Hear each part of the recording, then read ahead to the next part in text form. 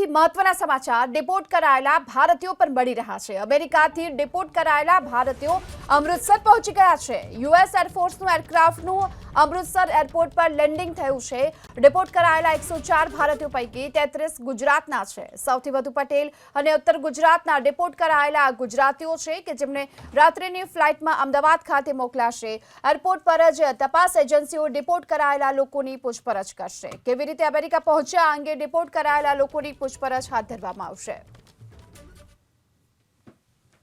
આજે સવારે મીડિયા દ્વારા મને જાણકારી મળી કે અમેરિકાથી 104 ભારતીયોને લઈ અને અમેરિકાનું હવાઈ જહાજ પ્લેન એ અમૃતસર આવવા નીકળ્યું છે અને અત્યારે હાલ સમાચાર જે મળ્યા એ પ્રમાણે આ પ્લેન અમૃતસર એરપોર્ટ ઉપર લેન્ડ થઈ ચૂક્યું છે। એટલે અમેરિકન સરકારે 104 જેટલા ભારતીયોને એમના દેશમાંથી ભારતમાં પરત મોકલ્યા છે।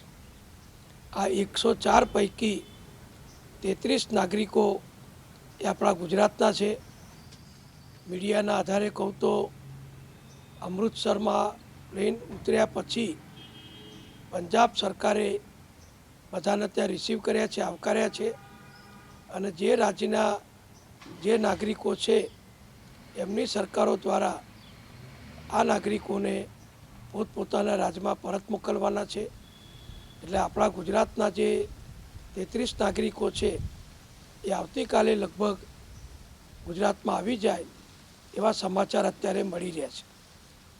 મુખ્ય મુદ્દો મારો એ છે કે આપણા જે ભારતીયોને કે ગુજરાતીઓને અમેરિકન સરકારે પરત મોકલ્યા છે એ બધા જ આપણા ભાઈઓ છે, આપણા દીકરાઓ છે, આપણી દીકરીઓ છે અને એ બધા પોતપોતાની રીતે અમેરિકામાં જઈ અભ્યાસ કરે છે અથવા નાની મોટી સર્વિસ જોબ કરે છે, નાના મોટા સ્ટોર ચલાવે છે। કદાચ કોઈ મંજૂરી વગર ગયા હોય એ સિવાયનો કોઈ પણ પ્રકારના ગંભીર ગુના કોઈ દિવસ આપણા ગુજરાતીઓએ અમેરિકામાં કર્યા નથી અને આ બધા જ ગુજરાતીઓ જે પરત મોકલવામાં આવી રહ્યા છે અને હજુ તો આ ઝુંબેશ શરૂ થઈ છે, એનું પરિણામ કેટલું ને ક્યારે આવશે એ આપણે કહી શકીએ નહીં। અમેરિકન સરકારે પરત મોકલ્યા છે એ બધા પ્રત્યે મારી સહાનુભૂતિ છે અને સહાનુભૂતિ રાખવાનું કારણ એ છે કે આપણા ગુજરાતના જે વિદ્યાર્થીઓ, યુવાનો પોતાના જીવનની કેરિયર બનાવવા માટે પોતાનો ધંધો, રોજગાર, વ્યવસાય કરી અને આવક મેળવવા માટે પોતાના સગાવાલાનાથી, પોતાના મિત્રોની મદદથી અમેરિકામાં ગયા છે અને ઘણા વર્ષોથી પણ ગયા છે। એ બધા ત્યાં શાંતિથી રહી પોતાની સર્વિસ કરે છે, જોબ કરે છે, નાનો મોટો વ્યવસાય કરે છે। કોઈપણ રીતે લગભગ અમેરિકાના કોઈપણ કાયદાનો આપણા ગુજરાતીઓ ભંગ કરતા નથી અને બધા શાંતિથી ત્યાં પારિવારિક જીવન અને પોતાની વ્યવસાયિક કામગીરી કરે છે અને ત્યાં આગળ જે કમાણી કરે છે પરિવારને, એમના ગામમાં એમના માતા પિતાને એવો એ રકમ પર મોકલે છે। જો કમાઈને સારું કમાયા પછી પોતાના ગામમાં કે પોતાના વતનમાં પણ એ લોકો મદદરૂપ થાય છે અને જે ગુજરાતીઓ કે ભારતીયો અમેરિકામાં દર વર્ષે લાખો ડોલર કમાય છે એ બધા જે રકમ ભારત સરકારના માધ્યમથી અહીંયા મોકલે છે એ પણ રેમિટન્સ જે કહેવાય છે એ પણ વિદેશી હુંડિયામાં પ્રાપ્ત થાય છે। એટલે આપણા ગુજરાતીઓ જે ત્યાં ગયા છે પોતાની રીતે ગયા છે, શાંતિથી ત્યાં કામ કરે છે અને અમેરિકન કાયદાને માન આપીને ત્યાં કામ કરે છે। પરંતુ અત્યારે એમને અમેરિકન સરકારે ફક્ત થોડી મંજૂરીઓ નહીં હોવાના કારણે અને એમને જે પરત મોકલ્યા છે એ મારી દૃષ્ટિએ સહાનુભૂતિથી વિચારવા જેવું છે।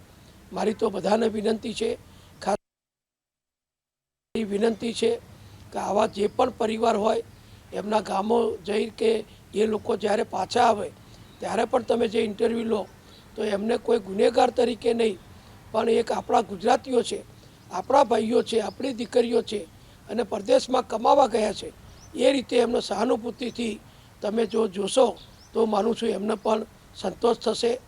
આખી દુનિયામાં ભારતીયો દાયકાઓથી સદીઓથી પહોંચેલા છે. તો ગુજરાતમાં 100 વર્ષ પહેલાં બધા આફ્રિકા જતા હતા, અમેરિકા જતા હતા, યુરોપ જતા હતા. એ બધા ત્યાં વર્ષોથી દાયકાઓથી ત્યાં વસી મહેનત કરી અને અબજો રૂપિયા જે કમાયા એ અબજો રૂપિયા એમણે ભારતમાં કે ગુજરાતમાં પરત મોકલ્યા અને અનેક જાહેર સંસ્થાઓ પછી શિક્ષણ ક્ષેત્રની હોય, હોસ્પિટલો હોય, ધાર્મિક ક્ષેત્રની હોય કે ગામના સ્થાનિક વિકાસની હોય, આ બધામાં 100 વર્ષ વધુ વર્ષોથી જે ગુજરાતીઓ પરદેશ ગયા છે અને ત્યાં કમાયા છે એમણે આપણા રાજ્યને, આપણા ગામોને, આપણા વિસ્તારોને ખૂબ મદદ કરી છે અને એમના કારણે ગુજરાતની પ્રગતિ પણ ઘણી થઈ છે.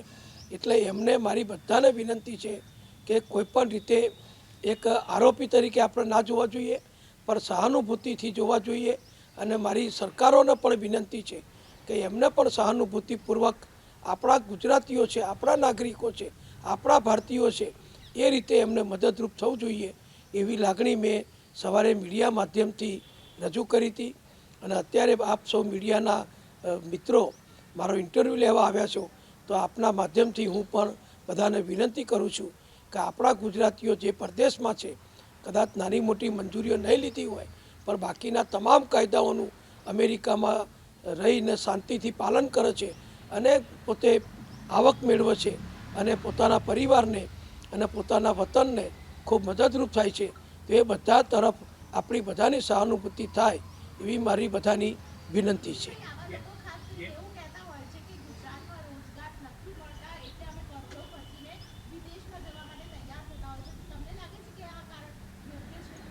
આ કારણ સાચું નથી. ગુજરાતમાં અને દેશમાં પણ અનેક પ્રકારના ઉદ્યોગ ધંધા રોજગાર ચાલે જ છે. નોકરીઓની કે સરકારી ક્ષેત્રમાં સૌની લાયકાત પ્રમાણે કામગીરી મળે છે. પણ સમજો કે હું ઉત્તર ગુજરાતનો છું, મને ખ્યાલ છે અમદાવાદ સહિત આખા ઉત્તર ગુજરાત, મહેસાણા, ખેડા જિલ્લો, આણંદ જિલ્લો અને આપણું આખું દક્ષિણ ગુજરાત કે જ્યાંના લાખો ભાઈઓ પરિવારો કાયદેસર રીતે અમેરિકામાં, યુરોપમાં કે દુનિયાભરમાં વસે છે. એ બધા ત્યાં પોતપોતાના ઉદ્યોગ ધંધા વ્યવસાય ખૂબ સારી રીતે વિકસાવી ચૂક્યા છે. એ બધા એમના સગાવાલાને, એમના પડોશીને કે એમના ગામના વતનીઓને પોતાને ત્યાં નોકરી ધંધા માટે બોલાવે તો આપણા યુવાનો પરમિશન ના મળી હોય તો પણ જાય છે અને ત્યાં વસી જાય છે. અને આપણા ગુજરાતીઓ, આપણા ભારતીયો એમને ત્યાં મદદરૂપ થાય છે અને ત્યાં એ લોકો એમની કામગીરી ફરજ બજાવે છે અને આવક ધંધો નોકરી કરીને મેળવે છે. એટલે અહીંયા નથી એટલે ત્યાં જાય છે એ કહેવું સાચું નથી. અહીંયા છતાં પણ જાય છે પણ વધુ વિકાસ કરવા, વધુ સારી આધુનિક સગવડો પ્રાપ્ત કરવા અને વધુ પ્રગતિ કરવા બધા જાય છે એ જગ જાહેર છે.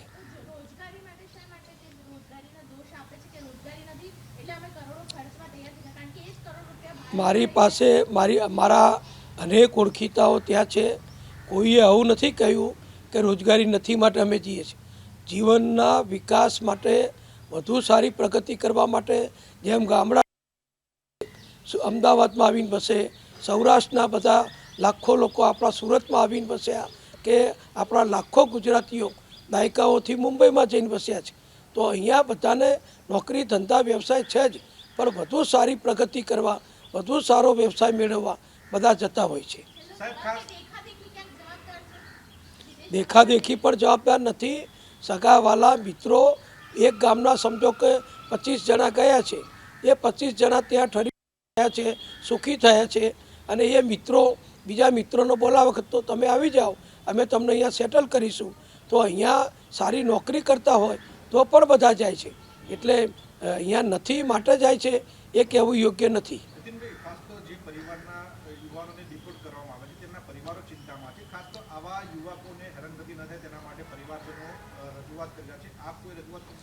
નહીં, હું તો જાહેરમાં આપ સૌના માધ્યમથી સરકારોને વિનંતી કરું છું કે આવા આવનારા લોકોને કોઈ બીજી તકલીફ ના પડે, કોઈ ખોટી ગેરકાયદેસર કનડગત ન થાય એ માટે સરકાર પણ એમને મદદરૂપ થાય એવી હું જાહેર વિનંતી કરું છું.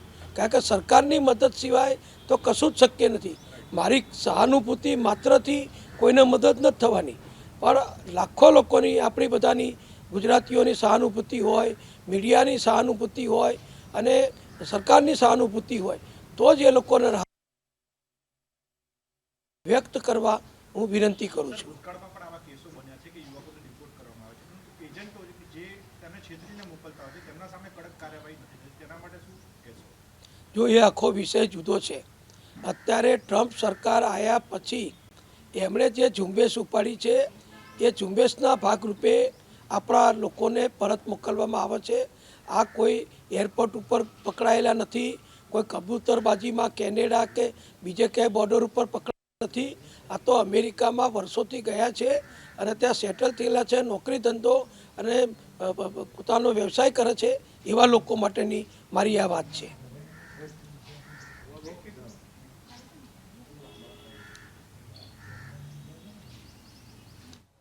તો અમેરિકાથી ડિપોર્ટ કરાયેલા લોકોને લઈને હાલ તો નીતિન પટેલે સહાનુભૂતિ વ્યક્ત કરી છે. વતન છોડી વિદેશ જનારા લોકોએ વતનનું હંમેશા ધ્યાન રાખ્યું હોવાની વાત પણ તેમણે કરી છે. આ સાથે જ ડિપોર્ટ થયેલા લોકોના પરિવારજનોને પણ સહયોગ આપવાની જરૂર હોવાની વાત નીતિન પટેલે કરી છે. કાળી મજૂરી કરી રૂપિયા બચાવી આપણા લોકો રૂપિયા મોકલે છે વતનમાં અને આ લોકો ગેરકાયદે પ્રવેશ મેળવે પરંતુ કોઈ પ્રકારની ગેરકાયદે પ્રવૃત્તિ ન કરતા હોવાની પણ તેમણે વાત કરી છે. આપણે પણ જણાવી દઈએ કે અમેરિકાથી 104 ભારતીય જ્યારે અમૃતસર પહોંચ્યા છે, જેમાંથી 33 ગુજરાતના નાગરિકો છે. પંજાબ સરકારે ડિપોર્ટ કરાયેલા લોકોને આવકાર્ય હોવાની વાત નીતિન પટેલે કરી છે.